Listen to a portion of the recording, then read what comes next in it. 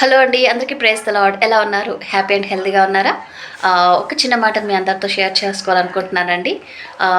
కొన్ని సంవత్సరాల క్రితము న్యూస్ ఛానల్ ఆన్ చేయగానే, టీవీ ఆన్ చేయగానే ఎక్కువగా నేను కొన్ని రోజులు, కొన్ని వారాలు, నెలల తరబడి చూసింది కరోనా గురించి న్యూస్ చూశానండి.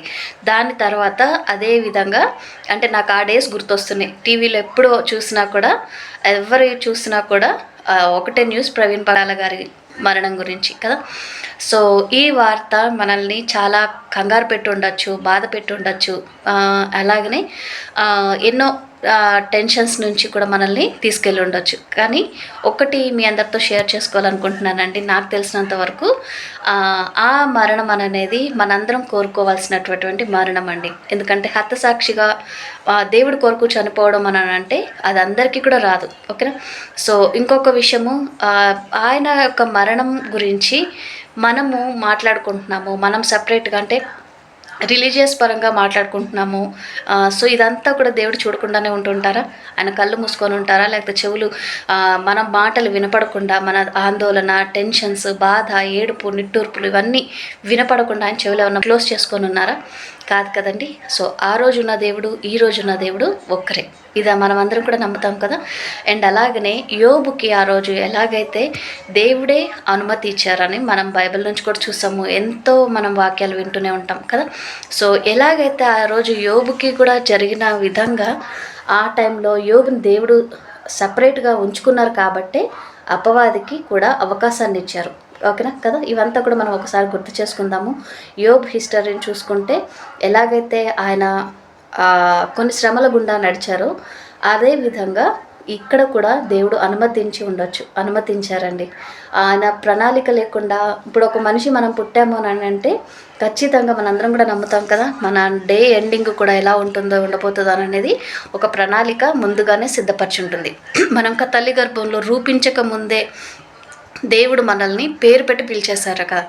మరి ఆయనకి ఎలా తెలుస్తుంది మన పేరు ఏం పెట్టుకుంటామని అనేది? ఆయన అనుకున్న పేరే మనం పెట్టుకునేలాగన యేసయ్య మనకి ఆలోచనలను అట్లా క్రియేట్ చేస్తారు. ఓకేనా.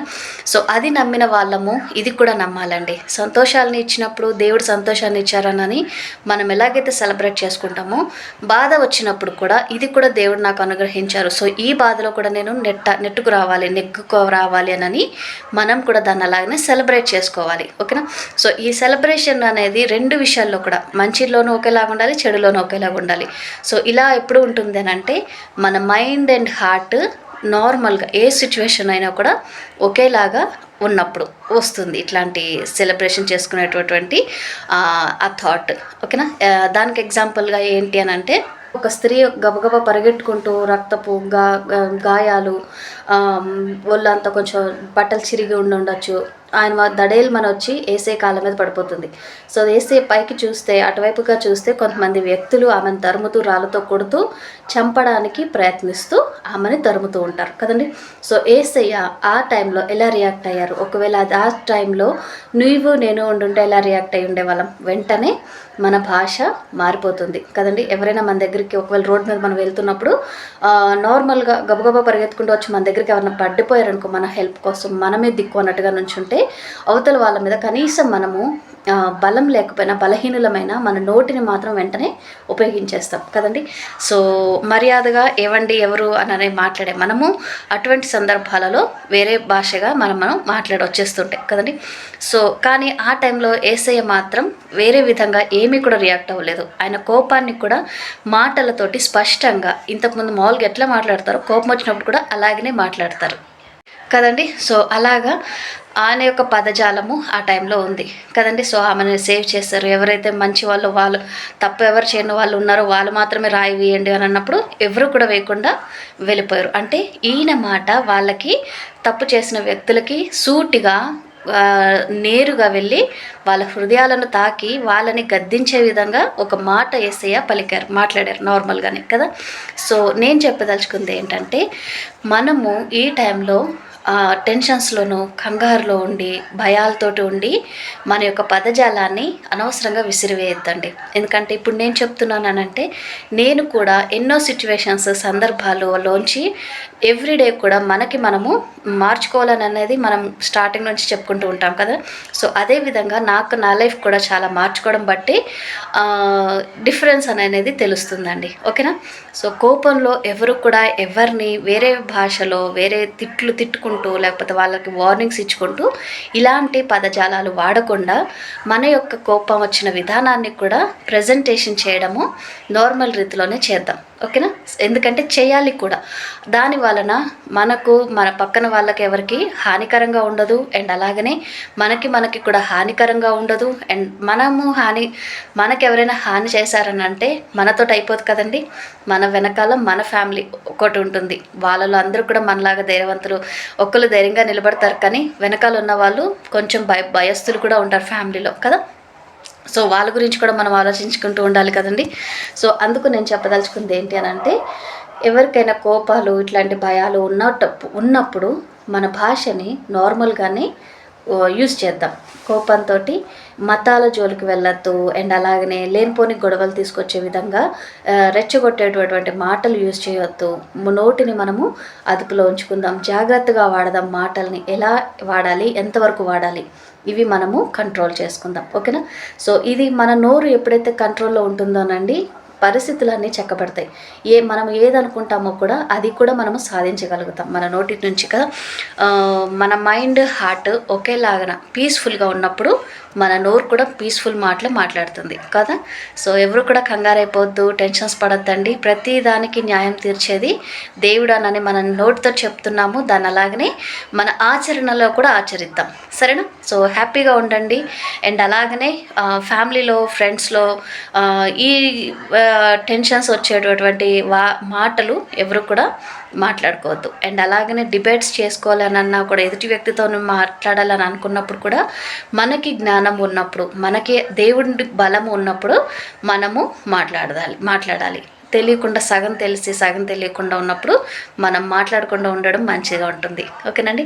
ఎందుకంటే మన ద్వారా మన మాటలు, భాష, వేషధారణ వీటి ద్వారా దేవుడు ఆయన హ్యాపీగా ఫీల్ అయ్యేటట్టుగా ఉండాలి మన ప్రవర్తన కదండి.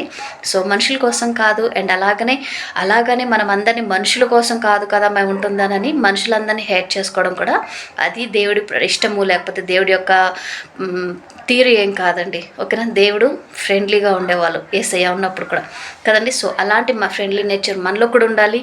మనం విశ్వాసులుగా ఉండాలి. మన ప్రవర్తన మన గురించి తెలుసుకొని ఎదుటి వాళ్ళ హృదయాన్ని తాకాలి. మన మాటలు వాళ్ళ హృదయంలోకి చొచ్చుకోవాలి. వాళ్ళ జ్ఞానాన్ని, వాళ్ళ మైండ్లోని ప్రభావితం చేసే విధంగా మన మాట తీరు ఉండాలి. ఓకేనండి. సో పట్టుదలగా ఉందాము, నిబ్బరంగా ఉందాము. విశ్వాసం, నిరీక్షణ ఎప్పుడు కూడా ఓడిపోనివ్వదు, కృంగిపోనివ్వదు, బలహీనపడనివ్వదు. అది ఏ సందర్భమైనా కూడా. ఓకేనండి. సో కొన్ని వచనాలు చదువుకోబోతున్నాము, మీరు కూడా చూడండి. మార్కు సువార్త 9వ అధ్యాయము 16వ వచనం నుంచి, అప్పుడు ఆయన, మీరు దేని గూర్చి వారితో తర్కించుచున్నారని వారిని అడుగగా, జనసమూహములో ఒకడు, బోధకుడా, మూగదయ్యము పట్టిన నా కుమారుని నీ యొద్దకు తీసుకుని వచ్చి తిని, అది ఎక్కడ వారిని పట్టునో అక్కడ వారిని పడద్రోయును. అప్పుడు వాడు నురుగు కార్చుకొని పండ్లు కొరుకుకొని మూర్చిల్లును. దానిని వెళ్ళగొట్టుడని నీ శిష్యులను అడిగితిని గాని అది వారి చేత కాలేదని ఆయనతో చెప్పెను.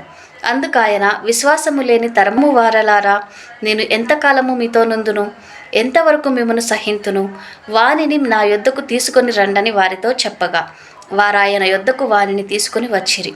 దయ్యము ఆయనను చూడగానే వాని విలవిలలాడించెను గనుక వాడు నేలపడి నురుగు కార్చుకొనుచు పొర్లాడుచుండెను. దేవుడి వాక్యం ఇంతటితో దీవించును గాక. ఆమెన్. ఒక చిన్న ప్రేయర్ చేసుకుందామండి. సో విన్నాం కదా ఈ వాక్యంలోని యేసయ్య ఎట్లా మాట్లాడారో. సో మనం కూడా ధైర్యంగా ఉండాలి. దేవుడు మనకి నేర్పించినవి మనం కూడా నేర్చుకుంటూ ప్రొఫెషనల్గా అవ్వాలి. ఓకేనా? ప్రొఫెషనలిజం అనేది ఎప్పుడు వస్తుందంటే పర్ఫెక్ట్గా ఉన్నప్పుడే ప్రొఫెషనల్గా కూడా మనము నిలబడగలుగుతాం. సో అన్ని విషయాల్లో పర్ఫెక్ట్ ఎప్పుడు అవుతాము అని అంటే సరిగ్గా దేవుడిని ఎస్ఐని ఆచరించినప్పుడు. ఆయనను ఆచరించడంలో మనము మన నోటి నుంచి ఎదుటి వాళ్ళని దుర్భాషతో తిట్టము, ఎదుటి వాళ్ళని గాయపరచము, ఎదుటి వాళ్ళని కించపరచము, లేకపోతే ఎదుటి వాళ్ళని మత భేదాలను చూపిస్తూ, తారతమ్య భేదాలను చూపిస్తూ, హెచ్చు తగ్గులు చూపిస్తూ ఎదుటి వాళ్ళతో కృంగదీసే విధంగా మన యొక్క మాట తీరు ఉండదు.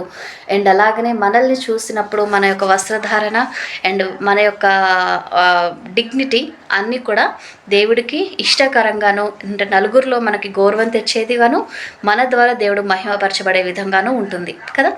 సో గుర్తుపెట్టుకుందాము, ఎవరు కూడా టెన్షన్స్ పెట్టుకోవద్దు. ఒక చిన్న ప్రేయర్ చేసుకుందాం, ఏకీభవించండి.